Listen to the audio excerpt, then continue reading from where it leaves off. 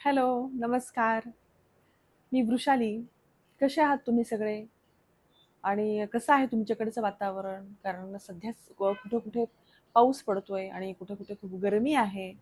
आमच्याकडे नुकताच खूप छान असा मस्तपैकी पाऊस पडून गेलाय. आणि छान म्हणजे आता सकाळीच पाहिलं उठल्यानंतर तर एक 9-10च्या नंतर गरमी होत होती आणि प्रचंड उकाडा जाणवत होता. पण त्याच्यानंतर आता एक जवळ-जवळ मला वाटतं 1-1:30 वाजता 1-1:30च्या सुमारास खूप वारं सुरू झालं असं छान असं आणि मस्तपैकी पाऊस पडलाय. आणि या पावसामुळे जी गरमी, उकाडा जाणवत होता प्रचंड आणि खूप तगमग अशी होत होती जीवाची, तर ती तगमग कमी झालीये आणि खूप मस्त वाटते. खरं तर असं म्हणतात की या मे महिन्यामध्ये पाऊस पडायला नाही पाहिजे. मे महिन्यात पाऊस पडला की पुन्हा जूनमध्ये पाऊस लांबतो.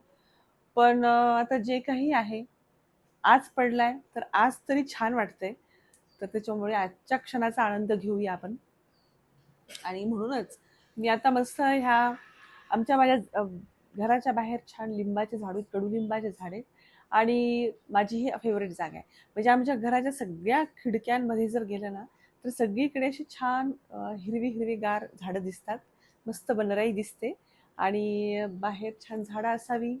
आपण पाऊस पडावा, आभाळ आलेलं असावं, मस्त गार वाटावं, हातात चहाचा कप असावा असा आणि आपलं आवडतं पुस्तक हे आपल्या जवळ असावं वाचण्यासाठी.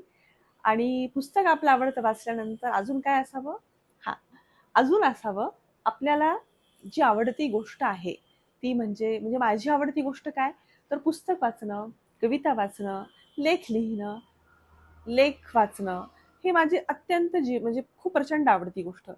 तर ह्या अशा वातावरणामध्ये मला हे सगळं बसून लिहायला फार आवडतं. तुम्हाला काय करायला आवडतं अशा वातावरणात? तुम्ही पण वाचन करता, लेख लिहिता किंवा अजून काय करता? मला अवश्य सांगा. बघते आता ह्या वातावरणात एखादी कविता वगैरे काही सुचतीये का? प्रयत्न करते. सुचली तर नक्कीच तुम्हाला मी ऐकवेन.